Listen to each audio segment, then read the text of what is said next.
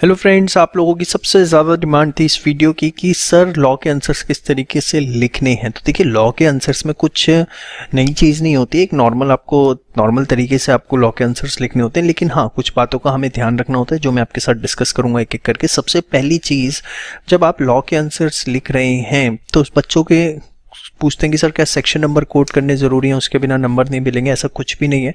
Rather than section की जगह आप एक्ट का नाम लिखिए इस तरीके से कि according to the provisions of Indian contract act, offer means, acceptance means, मतलब जो भी आपको लिखना है उसके एक्ट का नाम लिखिए रादर देन आप सेक्शन याद करें और उसे गलत करके आए।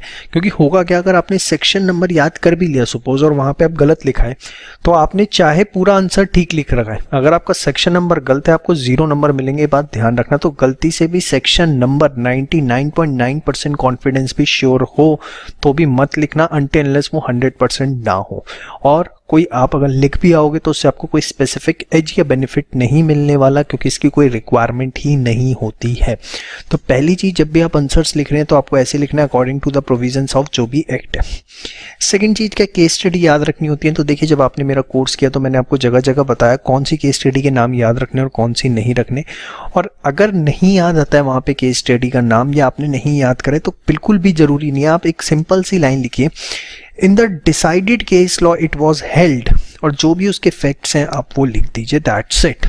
और कुछ आपने नाम वाम नहीं याद करा या आपने इंपॉर्टेंट केस स्टडीज का भी नाम याद नहीं करा, वहाँ पे ऑन द स्पॉट याद करके गए, भूल गए, आपको सिंपल सी एक लाइन लिखनी है, in the decided case law it was held, और जो भी फैक्ट है सीधे वो लिख दीजिए, कोई आपका नंबर नहीं कटेगा। पॉइंट नंबर 3, आप लॉ के अंदर कोशिश करिए कि टेक्निकल वर्ड्स यूज हो rather than the general word. जैसे कुछ एग्जांपल मैंने समझाने के लिए लिए हैं यहाँ पर। जैसे आपको लिखना है अमाउंट, पैसों की कोई बात लिखनी है तो अमाउंट की जगह कोशिश करिए कंसिडरेशन लिखा जाए। देखिए, ये वो चीज़ें जो हमें पता होती हैं, कुछ नई चीज़ें याद नहीं करनी, लेकिन हम लिखते हुए इन बातों का ध्यान नहीं रखते।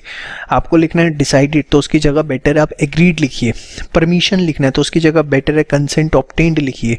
ऑर्गेनाइजेशन लिखना है उसकी जगह बेटर है एंटिटी या फर्म लिखिए। टोल्ड लिखना है तो लिखिए ऑफर्ड या एक्सेप्टेड।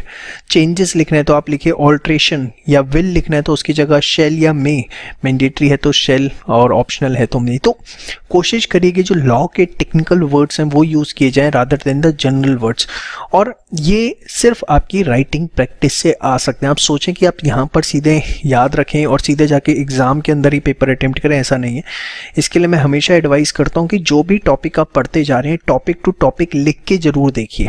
इसके बाद सबसे चौथी चीज़, लॉ के अंदर टू द पॉइंट आंसर बच्चे लिखने की कोशिश करते हैं कि एकदम पॉइंट पे हिट मारते हैं। सपोज एक छोटा सा एग्जांपल देता हूँ, acceptance can not be before the offer. Acceptance offer से पहले नहीं हो सकती। ये पॉइंट आप बहुत कॉमनली पढ़ते हैं।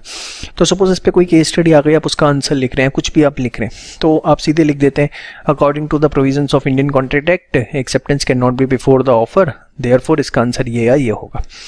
ठीक है, वो गलत नहीं है, लेकिन कोशिश करिए कि डिटेल्ड आंसर लिखा जाए।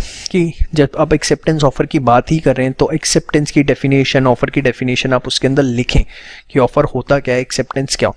लेकिन ये बात ध्यान रखिएगा, टाइम एबिलिटी को ध्यान रखना है। Let us take an example, आपका 100 मार्क्स का पेपर है, टोटल आपके पास 180 मिनट्स हैं। तो आप एक टारगेट लेके चलिए कि जितने नंबर का क्वेश्चन है उसको 1.5 से मल्टीप्लाई कर दीजिए। Let us take an example, 6 marks का क्वेश्चन है तो आपके पास मैक्सिमम 9 मिनट्स हैं जिसमें आपको उसका आंसर लिखना है। ठीक है, और कोशिश करना है डिटेल्ड आंसर, ये नहीं कि एकदम टू द पॉइंट ही हिट मारे। ठीक है, उसके अंदर जो भी लॉ से रिलेटेड डेफिनेशंस या प्रोविजंस ऊपर नीचे यूज हो सकते हैं, दिल खोल के लिखने की कोशिश करिए। मेरा कहने का मकसद ये है, लेकिन टाइम अवेलेबिलिटी को ध्यान में रखते हुए। इतना भी मत दिल खोल देना कि पता लगे सिर्फ 100 की जगह आपका 50 का ही पेपर हुआ। थोड़ा सा एकदम टू द पॉइंट की जगह, जैसे मैंने अभी बताया ना, acceptance can not be before the offer, तो आप इसमें एक्सेप्टेंस ऑफर की डेफिनेशन लिख देंगे अगर, तो इसमें कोई आपका टाइम वेस्ट नहीं होने वाला। लेकिन ये टाइम एबिलिटी इसमें आपको ध्यान रखनी है।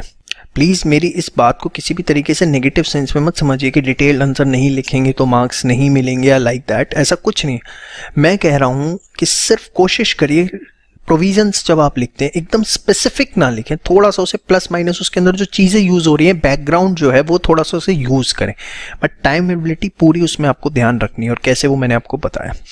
फिर बात आती है कि सर केस स्टडीज़ का जब हम आंसर लिख रहे हैं तो किस तरीके से लिखें। देखिए, केस स्टडीज़ के जब आप आंसर लिख रहे हैं तो 5 पॉइंट्स उसमें ध्यान रखिए। सबसे पहली चीज़, क्या जो भी एक्ट है उसका आपने उसमें जो रेलिवेंट प्रोविज़न है वो मेंशन किया है। पॉइंट नंबर 2, अगर उसमें कोई केस स्टडी यूज़ हो रही है तो वो आपने मेंशन करी है। पॉइंट नंबर 3, जो भी आपके पास क्वेश्चन में फैक्ट गिवन है वो एज इट इज़ आपने आंसर्स में लिखे हैं या नहीं। बच्चे सोचते हैं कि वो नहीं लिखने होते, बट जो क्वेश्चन में फैक्ट्स हैं एज इट इज़, वो 3-4 लाइनें जो भी होती हैं वो आपको एज इट इज़ जरूर लिखनी है। पॉइंट नंबर 4, जो भी आपके उसमें फैक्ट गिवन है और जो आपने प्रोविज़न लिया, दोनों के बीच में क्या लिंकेज है जिसके बेसिस पे आप कंक्लूजन ड्रॉ करेंगे वो जरूर मेंशन कीजिए। मर्ज लॉ विद फैक्ट्स, और फाइनल आपको कंक्लूड जरूर करना है। तो कोशिश करिए कि 5 एस्पेक्ट्स जो है आपके आंसर्स के अंदर दिखें: provision, case study, facts, merger of provision with the facts and the final is conclusion. तो जनरली होता क्या है, अगर आप सबके लिए एक एक छोटा छोटा पैराग्राफ भी बनाते हैं तो मिनिमम 4 पैराग्राफ्स तो बनेंगे ही, 1 2 3 4, और अगर केस स्टडी भी हुई उससे रिलेटेड तो 5 पैराग्राफ्स आपके बन जाएंगे। ठीक है, तो इस तरीके से हमें एक केस स्टडी का आंसर प्रेजेंट करना होता है। और बाकी घबराइए किसी तरीके से नहीं कि लॉ के अंदर कुछ बहुत टेक्निकल चीज़ें लिखनी है। आप बस ये मेरी छोटी सी बातें जो हैं ये आप ध्यान रखिए, इससे ज़्यादा लॉ में कुछ भी अलग नहीं है। अल्टीमेटली एक नॉर्मल सा पेपर है। हाँ, कुछ बातें ध्यान रखनी है जो मैंने आपको बता दी, आप इतना ध्यान रखेंगे that will be more than sufficient. जय श्री श्याम।